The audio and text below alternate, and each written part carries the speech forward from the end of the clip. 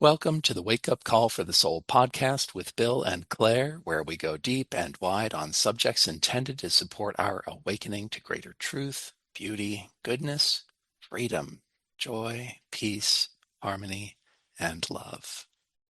Hey Claire, how you doing? I'm doing well in this heat so far, trying to stay cool. How are you doing? Yeah, I'm doing really well too. Thanks. Yeah, we're recording this toward the end of June. Um, so yep, we're nice and toasty here, and maybe when this drops, hopefully when this is published, things will be a lot cooler for all of us. All right, so today we kind of came up with a topic for today: Source and Satan, the divine and the demonic. And I mentioned something to Claire before we started recording here. I'm going to do something a little bit differently in this podcast because of the nature of what we may be discussing at some points during our conversation here. I want to establish for Claire, for myself, and for anyone who might be listening to this recording at any time in the future, uh, to the best of my ability, inviting I'll call it a solid protective barrier of light and love for all of us so that we can listen to this podcast without attracting, or even if they're attracted, that they can kind of watch from the outside of the protective barrier, that they are not welcomed into that unless people decide to let them in. And so I just don't want any spiritual forces out there to be confused about our intentions in this conversation, that we're having a conversation for our own growth and edification, and we are in no way inviting any less than wholesome forces into our lives. Does that make sense to you, Claire? Yeah, that sounds great. All right. Okay. So I'm going to enter into, I'll call it a protective practice. And the elements of this, as you listen to it, might be helpful to listeners to consider including this or parts of this in your own practice. If you ever find yourself where you're feeling like you might be in what we would call rapport with, we'll call them lower forces or entities. So I invite us all into this individual and what is intended as a collective practice for the purposes of this recording session. Hmm. Source of all life and love, thank you for this opportunity for us to connect, to converse, to commune even in ways that are meaningful to us, to Claire, to myself, and to all of those who may listen in on this conversation. And so I deeply desire for there to be established around each of us individually and all of us collectively throughout all of time and space, those who are participating within this container, that each and all would be wrapped within your cloak of loving protection, that light and love would surround us and keep us safe from any forces, energies, or entities that have anything less than the most wholesome of intentions. And so, if any of those beings or entities who are not living fully and completely in the light are attracted by our conversation, they are invited to stand outside of this container, outside of this bubble of light and love, to listen, to observe, but they are in no way to pass beyond or through that barrier of protection between us and them. We invite them to seek your love the same as we would for ourselves, so that they might experience the benefits thereof.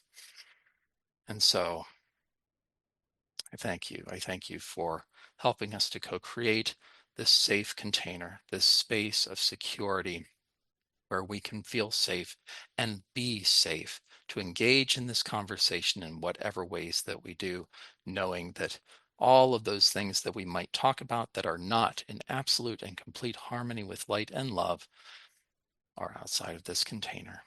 Always welcome to experience your love, beloved source, but not enter into this container of light and love that we have established around ourselves individually and collectively. So, for all of this and more, I'm so grateful to all of our relations, and it is done. All right, the bubble is set up. Thank you for Nice. indulging me. I guess I'll start by just saying why I brought up this particular topic. And I'm going to say that it was really you, Claire, because one of the things that we did, listeners may not know, but before we started these conversations, Claire and I kind of developed these fairly extensive lists of topics or themes that we might be interested in talking about that touch in some way on the human condition, spirituality, reality, truth, beauty, goodness, these kinds of things. And I noticed in your list, Claire, you had quite a few items that I would say were either tangentially or really directly related to this kind of I've set up kind of this duality here of source and Satan and divine and demonic. Um, and I was kind of curious about why you had some of those things. Like I'm looking at your list here, you've got references to Satanism or Satan or satanic panic or things like that. So I was just curious about, what was coming up for you when you were kind of sharing those items with me those months ago, and just to give me some context kind of from where you're coming from. Yeah. Well, I have found the idea of like Satan, Lucifer, that type of like archetype. Like I found it very interesting because I don't know much about it. And in the past several years, I've heard just so many different perspectives on what all of that means and all of that entails. And um, I'm just curious. I found, I guess with the Satanic Panic, I'm a little too young to remember like when it was really kind of at its peak, I think. Um, Mm. but I've always just been wondering, I'm like, what is it? What is it that's like scaring people? Um, and yeah, there's a lot of different ideas on Satan and the idea of evil and fallen angels and goodness and hell and just there's just so much and I don't know enough about it, so I think that's why I threw it on there a few times, and definitely not looking to like get involved in any of that, but I just want to know like what's going on because some people say, oh, he's misunderstood, it didn't really happen like that, stuff like that. Hmm. And I don't know, in a way, like I feel like sometimes I can relate to feeling cast out like that. Not in a way that like I'm totally like empathizing, but just I know we've talked before about like my whole issues around like I'll use the word sin even though I don't necessarily mean it in a religious way, and feeling like I've done so much bad and that I'm some sort of like fallen person too. So overall, the point is I'm curious. I don't know. Who is Satan? What is all of this? So I'm excited to kind of see what you're gonna say. Okay, yeah, I think that's fair enough. Since I framed this in this, we'll call it a duality or a polarity of source and Satan, the divine and the demonic. Maybe we'll start on the source side of the equation a little bit to create that as maybe a foundation, a reference point, something like that. So when I say the word source, Claire, I mean, what comes up for you? What does that word mean for you, or what do you think I mean by that word? I've always thought that you were kind of alluding to like a creator, but also just kind of the universe, the collective, maybe. Usually like the loving side of it. That's kind of always what I've thought you were getting at, but I could be wrong. Mhm. Yeah. So for me, the source it is the origin of all beingness. So everything in every level and dimension and aspect of beingness is either directly from the source, and creator is another word I like to use. Source and creator are interchangeable for me. And you're right, for me, the source is this source of unconditional love that is actually available to everyone who desires it, as I experience it. And so the source is this origin point of all these things. And then the the trick is, and this is part of the challenge of being a human being on the earth at this time, is that human beings, I consider them to be made in the image of the source, in the invisible image of the source, meaning that the source has certain qualities and characteristics that are reflected in human beings, in their essential nature. And one of those central capacities is the ability to create. So we are sub-creators under the creator. And because we have this ability to create, another thing that human beings have that is very unusual compared to most of the life throughout the universe is that we have the ability to choose, or what people might call free will. And what I mean by that is that we do not have to make choices that are in harmony with those laws and principles that Source has established for the promotion of harmonious co-creation. Does that make sense? It does. And you said that that was a rare thing compared to other beings out there. Is that what you're getting at? For me, there are many billions upon billions and trillions, and I don't know what all the different numbers are that go out. There's many beings throughout this cosmos that are like us in terms that they have an essential aspect, what we might call the core self, the soul, the higher self, that is in this invisible image of the source. So there are many of these beings throughout the cosmos. Just when I think about it, even on Earth, there are so many ants on the planet. There are so many plants on the planet that compared to even 8.5 plus billion people on this planet, we are in a way kind of a minority from a numbers perspective on the Hmm. earth compared to all the other life on this earth. And so it's kind of the same throughout the universe, if that makes sense. Okay. So yeah, so for me, there are beings like us on planets all over the place. You know, people can refer to the Stellar Friends episode where we talk about that. But yeah, in comparison to all of the life, all of the various life forms that exist throughout the cosmos, we are a relatively small percentage of that, even on a cosmic scale, is what I was, yeah, in my own way, unclearly trying to describe. No, that makes sense. Yeah, yeah. And so what makes beings like us, humans on whatever planet we exist on, so unique is our ability to make choices that aren't with the program of unconditional love, harmony, unity, all these awesome things. We can lie to ourselves. We can choose to do that. We can choose to create things that are out of harmony with truth. We are free to invent stuff that doesn't exist and that has really no fundamental connection to these realities that I like to refer to as goodness, truth, beauty, and love. That's what I call the fabricated world of human invention or the human condition, this kind of overlay pseudo reality that is not a direct reflection of what the source desires, but that does reflect the superficial desires of human beings like those on this planet. Mm, okay. So does that bring up any hmm, questions or thoughts for you at this point, Claire? I'm curious where this is going to tie in with our topic of divine and demonic. Mm-hmm. Okay. All right. So that's fair. That's awesome.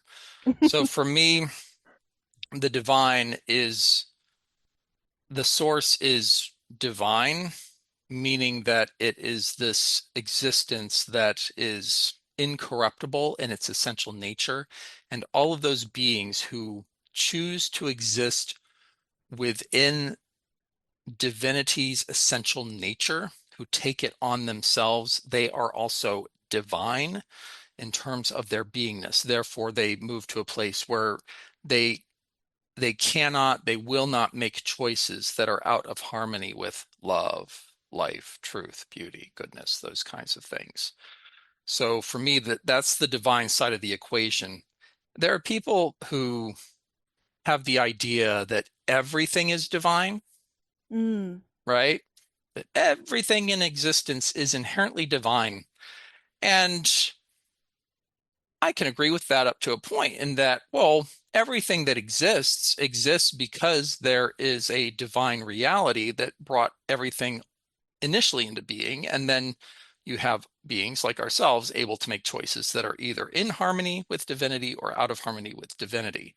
So, and that's where I kind of make the distinction where, okay, when people start making choices out of harmony with divinity, then for me, I'm not saying divinity can't use that stuff. I'm just saying it's not divine, if that makes sense. Okay, yeah. Okay. So then we go to this idea of Satan, the accuser, this idea of duality or polarization, where we have light and then we have darkness. So in the context I've set up, I'm just kind of curious. I mean, like when you contemplate the reality, the existence, I'm not sure what word I want to use. We'll just call it when you consider the possibility of Satan, and we can even do it in the lowercase Satan, as in, someone or something who is opposed or an adversary against someone or something else.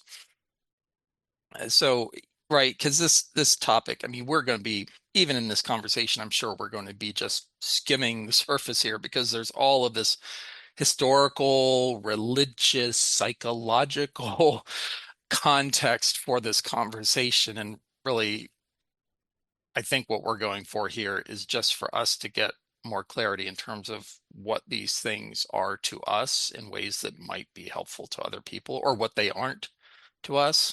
Does that make sense? Yeah, yeah, definitely. I mean, I've heard of Satan described as this, like the biggest and best of all the angels who kind of leads this rebellion against God or something and doesn't like what's going on and therefore God source uses that divine power to, as you said, this idea of casting out. I mean, what are your thoughts about that story? Is that for you something that you would tend to, I mean, that you would consider it as a literal possibility, something that's more symbolic or metaphorical? Hmm. What are your thoughts? Yeah, that's a good question. I've always kind of gone back and forth on my interpretation of those stories, on if I find them to be literal or metaphorical. I'm not, I don't know. I could Mhm. see, I could see that happening in a literal sense, but honestly, like the way that I think about things nowadays at the point that I'm in my life, I do kind of go at it more from a metaphorical stance, if that answers your question. Yeah. Yeah, no, I was just kind of curious. I figured that was the way that you kind of leaned when you're thinking about this stuff. Hmm. So, yeah, that's cool. So, for me, at the core of this question that is source and Satan, divinity and the demonic, it's really the distinction between choices that affirm unity, wholeness, life, goodness, truth, beauty, love, and choices that don't affirm Hmm. those things. That for me is the difference between these two realities of source, Satan, divine, and demonic. That on the source, divine side of this, and it might help for us to attempt to consider these things not as separated polarities, but as phenomena, realities that exist on a continuum. Okay. Okay. So let's take the polarity as I've set it up in the title here or the proposed title for these episodes. And say, okay, source and divinity is kind of on this one side of this continuum. And then as you move to the other side of the continuum, you move toward, we'll call it Satan and the demonic. And that between these two extremes exist a wide range of possible realities, phenomena, levels of consciousness or awareness. What do you think of that? Yeah. I Yeah. mean, I agree that would be, I think that's one way to look at it. Yeah. Hmm. Yeah. So then when I kind of look at that continuum, that which exists on what, let's call it the furthest pole away from source and divinity. So we'll call that furthest edge. Hmm. And this is interesting. I've thought of it this way before, but I've never talked about these things in this way. So when I think about this continuum, the divine side of the continuum is infinite. So it is as you would draw it on a let's say you drew this graph on a two-dimensional plane. There would be a ray, an arrow at that Hmm. end pointing, showing that, oh, this goes on into infinity. Okay. That divinity and source, they have this potential to always move toward even more wholeness, even greater divinity, more light, more love, that there's no limit, there's no ceiling there. Does that Hmm. make sense? Hmm. Okay. Yeah, that does. Okay. So, but then as I go across this continuum and as I move to the other side with the demonic and what we might refer to as Satan, there comes a point where you can't get any lower. Oh, okay. Yeah, yeah, that there is no there is a wall there that beyond which no one and nothing can go. I don't claim to know where that is.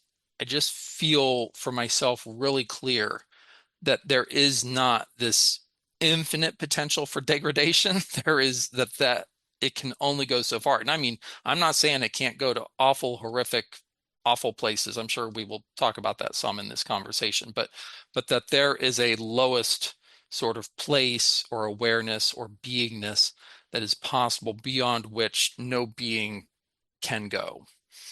I'm not asking anyone to believe that. I'm just expressing my perception of this continuum that we've set up between divinity and the demonic. Does that make sense? Is that helpful? Yeah. How did you come to that conclusion? So, when I think about my own experiences, everybody's unique and different people have different kinds of sensitivities. For me, there have been times in my life where I have reached what I would call rock bottom, Hmm. and it's my rock bottom. And I think I've probably had a few rock bottoms over the course of my existence, probably going to have a few more before it's all done. And when I reach that place, it's like I reach the bottom of a well. And when I reach that place that is sufficiently awful, painful, dark for myself, it's at that point where I say, okay, I think I'm going to see if I can go in a different direction. There's this song I heard years ago, and I don't remember the song. I can't remember who sang it, but they said something like, "When you reach rock bottom is when you start looking up." Mm. And so it's based on my personal experiences that way and my sense of, I'll call it the structure of the hells. So, and like you alluded to earlier on in our conversation, I mean, there's a real relationship between spiritual realms from the heavenly to the hellish. And we can talk about that continuum maybe in this conversation or a different one, see how it goes. And so my sense is that there's just this place of awfulness beyond which it's just impossible for any being to get more degraded and depraved. Mm. Again, I don't claim to know what that is, and I do have a sense based on some of my experiences or some things I've read or these kinds of things that give me a sense of roundabouts where that is, but But again, I don't claim to know. I'm pretty sure I haven't gone there myself. Yeah, I'm actually really sure I haven't gone all the way myself. I've gone a little bit of the distance in terms of darkness, just like anybody else. But I haven't gone like that full bore, you know, depravity kind of a thing. So that's where it's coming from for me. And like I always say, I'm not asking anyone to believe me, but it kind of brings up the question. I mean, if there isn't a limit to that, then what does that look like? Like Hmm. infinite degradation and darkness. I mean, ooh, it just that seems really rough. And I guess for me, it also comes out of a sense that the source has created a universe that is designed. It is hardwired to promote harmony.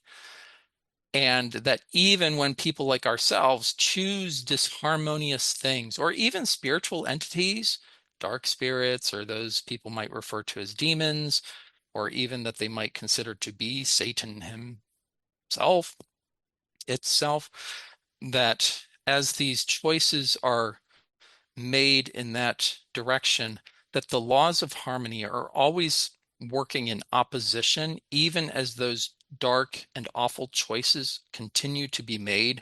And so I guess that's part of it for me too. If Source has created a universe that is designed to promote growth and harmony and co-creation and unity, then there has to be a place where the separation can only be achieved so much because this being is still, we could say this being or these beings who are making disharmonious choices, that they are going to come to a place where they are trying to force separation between themselves and from life, from source, whatever we want to call this.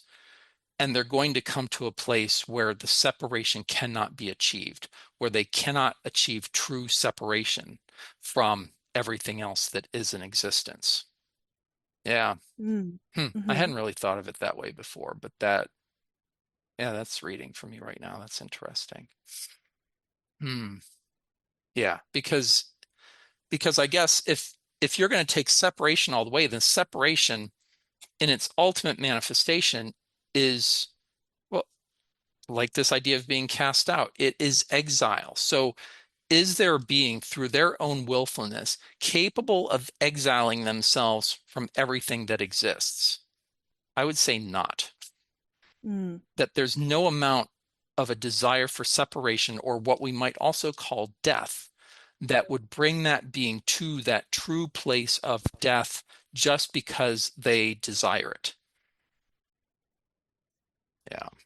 I haven't met anyone yet who's been able to separate themselves from everything that is. For me, on that continuum from divinity to the demonic, it's a range of what we might consider to be either attempts in the direction of separation or attempts in the direction of unity. Hmm. So, yeah, I guess that's part of where that's coming from, or I guess maybe it's after the fact as I'm thinking about it. But yeah, really to achieve full separation, one would then have to exist outside of the framework that brought them into existence in the first place. And I have Right. no evidence or logic that would support the idea that any being, just because they want to do it, can do it, Hmm. no matter how motivated they might be. Okay. Yeah, so for me, Satan is this Satan and the demonic. They are, you could call them symbols, representations, metaphors for the propensity of beings with freedom of choice, aka humans, us, possibly beings on other planets who make choices that move continuously or generally in the direction of separation. And as they do, those choices create further disharmonies because every choice for separation is going to then lead to disharmonies because it goes against the truth of existence, which is union, oneness, connection, relationship, wholeness. That is the direction of life, and separation is this direction that moves in the way of death, destruction, annihilation. It moves in that direction, but like I said earlier, my claim is that it doesn't actually ultimately achieve that. It can just come up to like the doorstep, but there's no place to go past that. There's no way that this ultimate separation can be achieved by a being through its willful choices on its own, if that Hmm. makes sense. Yeah, definitely. All right. Yeah. Hmm. Yeah. And so for me, when I think about the human condition, our situation on this planet, I see this choice that human beings have made over millennia. And it has vacillated in this space where we make some choices toward greater wholeness and harmony, love, truth, goodness, and beauty, and we make other choices that move us in the direction towards separation, death, um, destruction, annihilation, sickness, illness, disease, and that we kind of have this range that we've been sort of comfortable with as a species Yeah. for a pretty long time. We look forward to you joining us for the rest of our conversation in the next episode. Thank you so much for listening to this episode of Wake Up Call for the Soul with Bill and Claire. May we love ourselves and all more and more with each passing moment. We wish you the very best and highest. Until next time.